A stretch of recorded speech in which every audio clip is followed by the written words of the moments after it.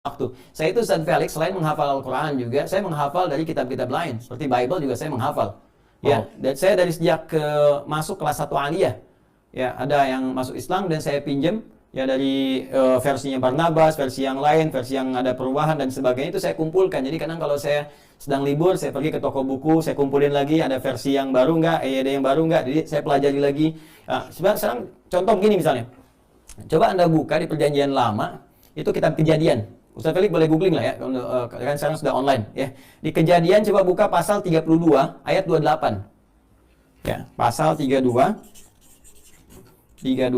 ayat 28. Ya. Kitabnya Kejadian. Kitab Kejadian. Ya. Ada, maka orang itu berkata, boleh bantu saya di situ? Namamu tidak akan disebutkan lagi Yakub tapi Israel. Ini dia. Belum selesai itu. Namamu tidak akan disebutkan lagi Yakub tapi Israel, ya. Sebab engkau telah bergumul melawan itu dia. Iya, sebab engkau telah bergumul melawan Allah dan manusia. Dan kau menang. Itu persoalannya. Ya. Wah, ini yang paling bahaya nih. Jadi di antaranya apa? Ini juga yang paling kita sulit terima nih. Ya, ini saya mohon izin ya, teman. Ini argumentasi ilmiah ya. Jadi kita sedang belajar untuk mengkomparasikan. Nanti kalau keberatan kita bisa diskusi, ya. Jadi kita bisa biasakan masuk ke ranah ilmiah, seperti orang tua kita dulu diskusi. Jadi bukan memotong ya. Assalamualaikum warahmatullahi taala wabarakatuh. Pendeta Indonesia salut sama orang Islam karena rata-rata orang Islam banyak yang hafal Al-Quran. Seperti yang terlihat pada video kali ini. Ustadz Adi Hidayat yang tentu beliau sudah fasih hafal Al-Quran, maknanya dan juga tafsirnya, ditambah lagi beliau hafal kitab orang Kristen. Jadi bukan hanya Zakir Naik yang hafal, bahkan fasih hafal semua agama kalau beliau Zakir Naik ini. Yang ada di dunia, semua kitab yang ada di dunia ini beliau hafal. Mari kita simak video pendeta berikut ini. Naik. Dia pernah bilang, Yesus itu hanya juru selamat Israel. Karena dia pakai patokan Matius 10 ayat 5 dan 6. Matius 10 ayat 5 dan 6. Perhatikan. Zakir Naik hafal ayat-ayat ini. Dia tidak pakai buka-buka Alkitab. Dia ngomong langsung ayat-ayatnya. Jadi kalau pendeta tidak hafal ayat, wah malu sama Zakir Naik. Malu Pak, benar loh. Kita makan dari kolete perpuluhan jemaat, lalu kita tidak hafal ayat. Wah kacau pendeta begini nih. Pendeta begini harus bertobat atau berhenti jadi pendeta ojek. Kita hidup dari kolete umat loh. Iya betul toh. Kita hidup dari persembahan, perpuluhan. Lalu kita tidak hafal ayat. Baru Zakir Naik hafal ayat. Wah kacau ini. Malu kita. Kalau memotong nanti jadi saling serang, itu oleh Al-Quran disebut dengan wala tubadzir tabdzira. Ya, dan janganlah engkau berbuat yang sia-sia. Dari kata badzara itu muncul bazar.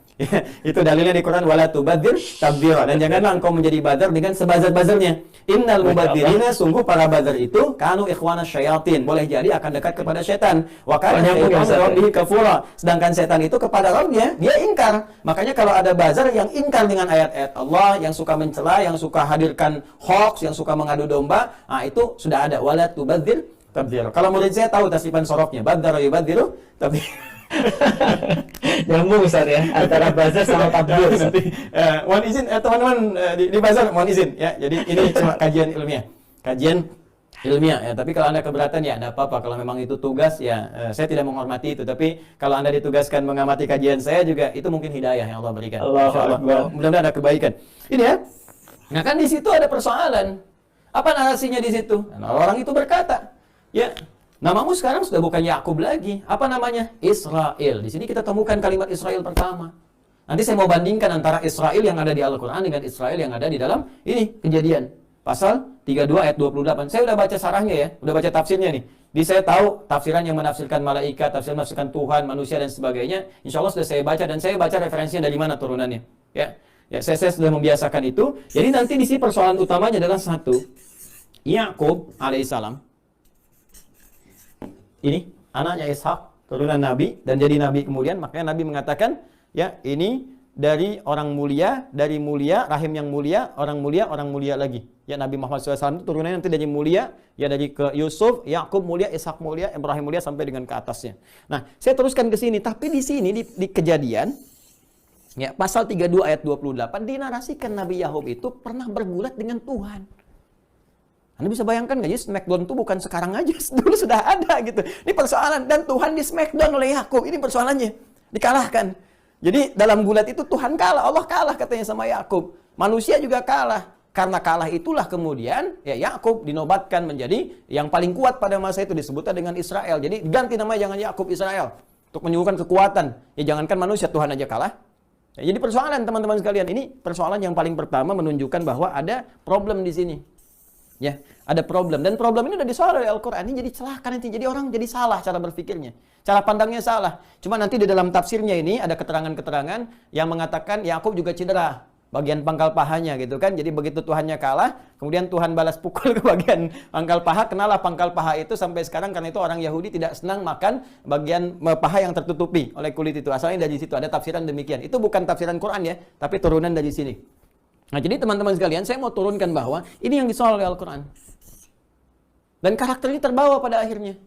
Ya, apa yang menjadikan terbawa ini yang kemudian disoal oleh Al-Quran di masa Nabi Muhammad SAW ya adalah membangun sebuah keyakinan-keyakinan dari satu naratif yang dikreasikan tersendiri dan diwariskan pada generasi setelahnya. Di Tauratnya kemudian ditepikan, muncullah Talmud, muncul turunan-turunan lain, itu diwariskan. Kita harus bangga nih, Tuhan aja kita kalahin, nenek kakek moyang kita dulu ngalahin Tuhan, kan? Maka sekarang kita mesti lebih hebat. Makanya jangankan manusia, perjanjian dengan Tuhan aja diabaikan. Ya, bisa bayangkan nggak, komitmen dengan Allah begini, besoknya dia hilangkan lagi. Jadi bikin perjanjian dengan Tuhan, narasinya banyak sekali. Kalau Anda mau cek misalnya, yang pertama kali di Al-Baqarah, saya bisa turunkan dari Al-Baqarah, kemudian di Al-Ma'idah khususnya gitu kan, dan turunan yang lainnya, termasuk di Al-Qasas. Di Al-Baqarah itu kan muncul pertama kali dari Bani Israel. Saya kembalikan dulu, lompat sebentar ke ayat 51. Nanti saya balikin ke Bani Israel ayat 40, 47 dan turunannya gitu kan. Ayat 51-nya kan jelas, wa idh wa'adna Musa 40 lailatan thumma takhadhtumul ijla min ba'dihi wa antum zalimun. Kalian ini kan sudah komitmen mau nyembah Allah, diutus Musa.